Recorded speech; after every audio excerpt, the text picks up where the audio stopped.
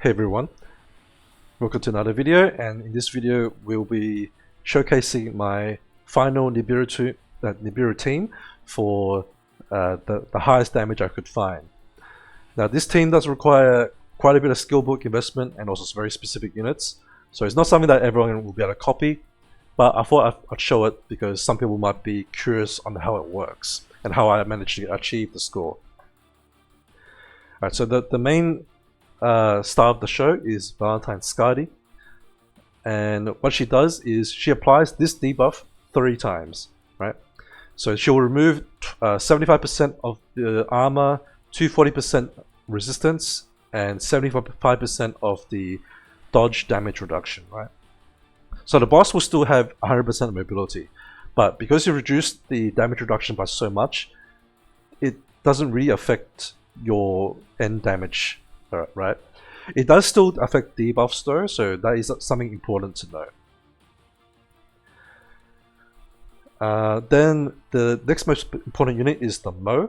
So Mo is able to silence this boss, and I didn't realize that it actually is part of her kit, but it's kind of hidden. So if you click on Exceptional Circumstances, you'll see that this pops up and says that this ability will bypass immunity.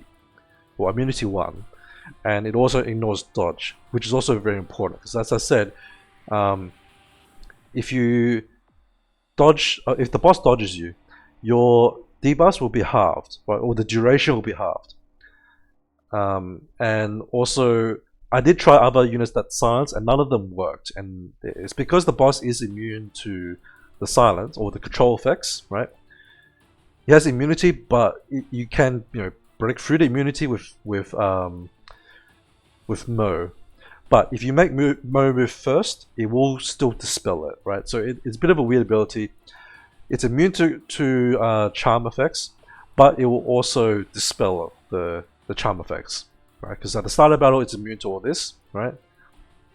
But then it still is able to. It's weird that it allows itself to cleanse even though it's immune. But I guess the reason is because there are some units that can go through immunity, right? Alright, so the other thing I want to mention is with all the armor stripping from Skadi, this will actually reduce the boss's armor down to 10%. You could further remove that by having another unit that debuffs armor, but it's actually not necessary because if I were to rearrange this team such that Fleur and Illya move before Bolina to give Bolina all of the buffs, it would actually overkill the boss. And it's a very stark difference between rank 4 and rank 8 Skadi for that reason. With rank 4, you actually need another unit to reduce the health enough, or the defenses enough that Bolina can get close to killing the boss but not killing it on the first turn. Because obviously you want to strip as much health of the boss as possible before Bolina does like an overkill, right? So to mitigate that, I moved Fleur and Illya behind Bolina because at these positions she'll still gain their buffs for the second attack. So on the first attack, she'll reduce the boss very low, right? It'll be about 30k, maybe 25k HP remaining, and then I have Skadi do a little bit of chip damage to lower the boss a little bit more, and then Bolina will get the overkill on the second round.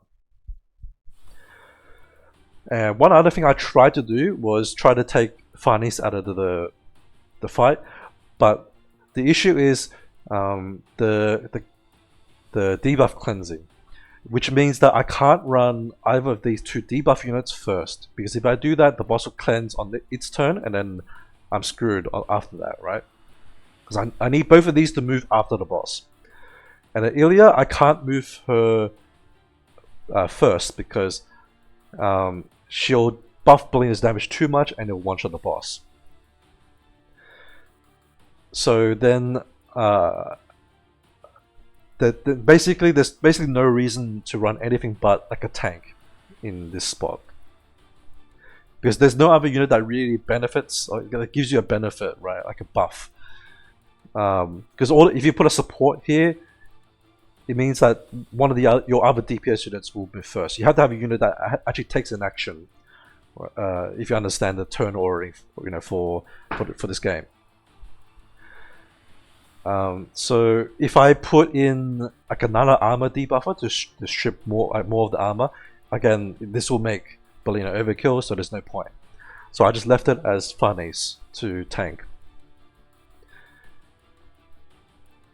And yeah, that's pretty much everything I could think of to explain the fight. Actually no, there is one more thing. With Aevati, the boss will do a fixed damage, right? A dot. And I think they changed this because previously when I was attempting this boss, this dot was killing units on my team, which was fine because I could work around it and put in Jiao Wu. But because it doesn't actually kill the units, it makes it very difficult to run Jiao Wu. Instead, I use Aevati instead because this will reduce Aevati down to below 50% before her turn. And that allows her to trigger her EX ability, right? And this will trigger during the second turn, which is when I want the big buffs for overkill damage. And yeah, also for this reason, I can't run them after Bolina to reduce the turn 1 damage. Because if I move Aevati after Bolina, she will not be below 50% like during her turn. Because the fixed damage won't start triggering until the boss has had a turn, right?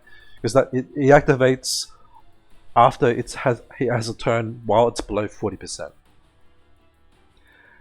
And then also for Franca, her buff only lasts 6 turns, so I need her to move, within 6 turns before Bolina does. So I can't really reposition her and get everything that I need. So this is how this is the best I could do, and no other way could improve it that I could find. But anyway, let's start the battle, and I will try to talk through it. I'll run it at 2 times because times 4 is a little bit too quick to talk through it.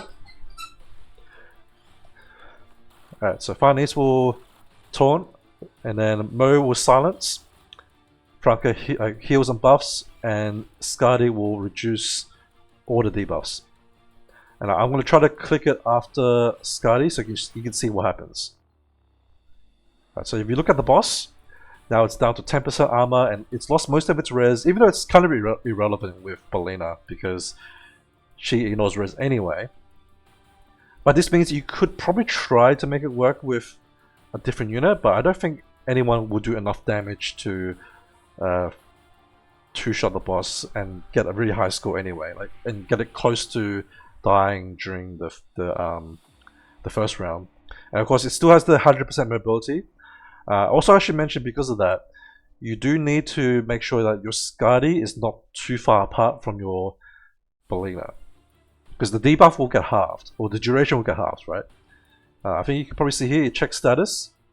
So you can see the duration, even though Skadi just moved, it's a 5-turn debuff, even though it's supposed to be 9. And that's because of the dodge mechanic. Right, so we're going to continue. So Aevati does a normal buff. And then normal buff from Maybelle. And then now Bolina will chunk down the damage. You can see here she didn't die. It's very close though. So I was able to mitigate enough with just Maybelle. And Skadi's doing a little bit of chip damage. Oh, sorry, Illya's doing a little bit of chip damage, and also Skadi will do some on her turn. So this will get it fairly close to dying, but not all the way. And now we're going for round 2. So this round, the main difference is Aevati will now buff her EX ability. You can see just after Skadi moves, now she's below 50% before her action, so that triggers her EX. And you can check it by going into the pause button, clicking on your Bolina, and then checking the status. This will show you all the buffs and whatnot that have been applied to her. And then, where is it? When the stars shine, this one is Aevati's EX, and all the other ones are from like Fleur and Maybelle and all that. and I will do the final big chunk of damage.